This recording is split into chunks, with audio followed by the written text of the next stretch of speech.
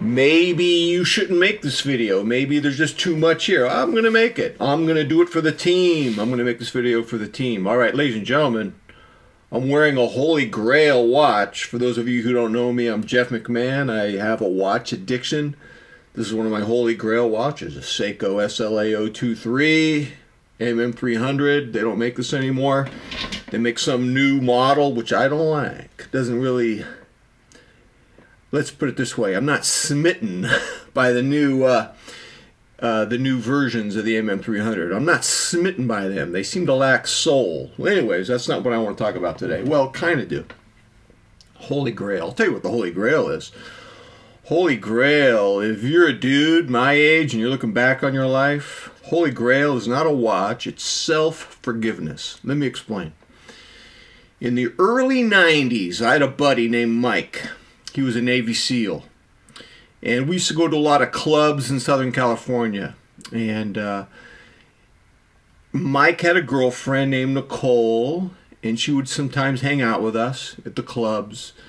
And often Mike would see military people that he knew, guys in the Navy, and Nicole would just get really upset because whenever Mike was in the presence of these Navy buddies of his, it was like a trigger.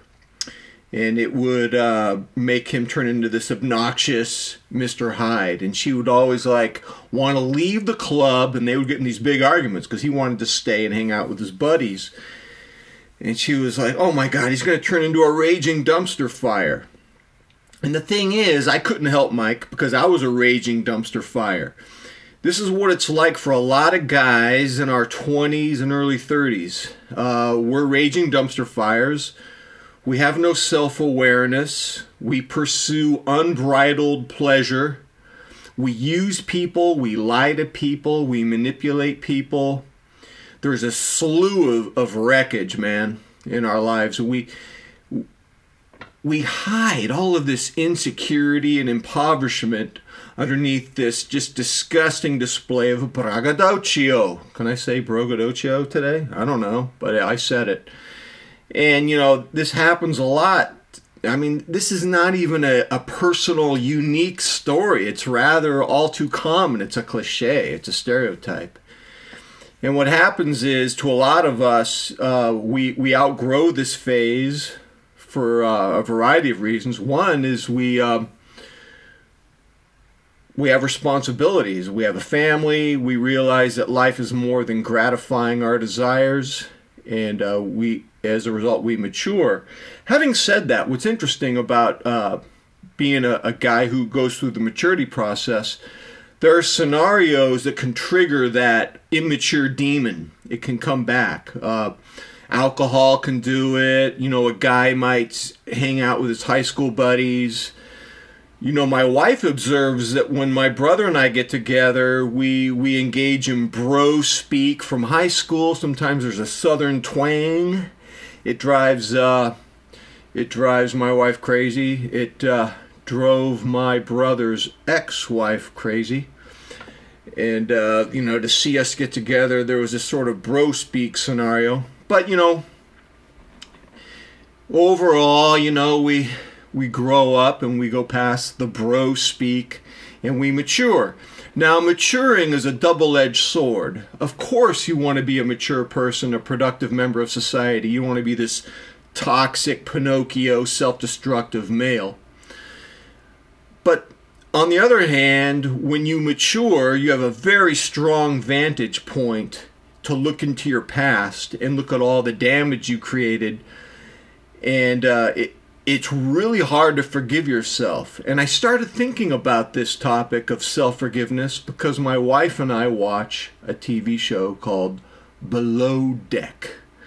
And Below Deck is a reality show about these people who work on a luxury yacht, and their sole purpose is to please the rich charters, to please the rich charter guests so that they can get a big tip. And the captain of this particular show, there's various iterations of Below Deck. We watch all of them. There's Captain Sandy. Now, she is very vocal about her past. You know, she suffered from addiction. And she's really big on moving forward with your life and self-forgiveness. And she always uses the word reset. You got to reset. And there's a author that I like. He is a therapist who works in Hollywood. His name is Phil Stutz. There was an amazing Netflix documentary about him. Jonah Hill did it. And Phil Stutz says, you know, in life you have to move forward. And as I was thinking about that, you can't move forward unless you forgive yourself. But you know what? Forgiving yourself is hard. It's like a holy grail, harder than finding a watch. I mean, it's easier said than done. You know, the devil is in the details. How do you forgive yourself? And one of the reasons why it's very difficult to forgive yourself is because, and I'm speaking for myself, and I know this is true of a lot of people, we have this inner voice of criticism, of judgment, and it doesn't want us to forgive ourselves. It says this, it says, look man, look what you did in your past. Look at all the people you hurt. You deserve to suffer. This is what you get for what you did. These are called consequences, buddy. There's a voice in my head that's like that. The other voice in my head is, hey man, you made your bed, sleep in it. You reap what you sow. Now, I have to carefully listen to these voices of judgment, and I have to realize something that I want to argue. I think that's a lie. That's a lie that you should suffer because you should not forgive yourself. And I want to explain how that lie works. I want to give you a couple of rebuttals.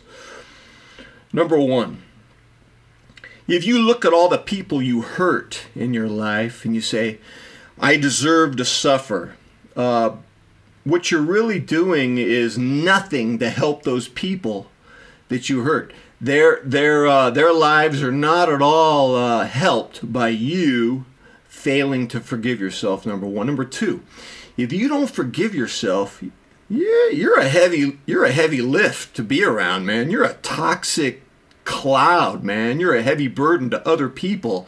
You've added insult to injury by failing to forgive yourself. You thought you did damage in the past when you were an immature loser? Well, look at you now because you can't forgive yourself. You're being a real heavy burden to the world, man. So you've actually fallen prey to that immature voice again. Let me make a second rebuttal. Why we got to forgive ourselves.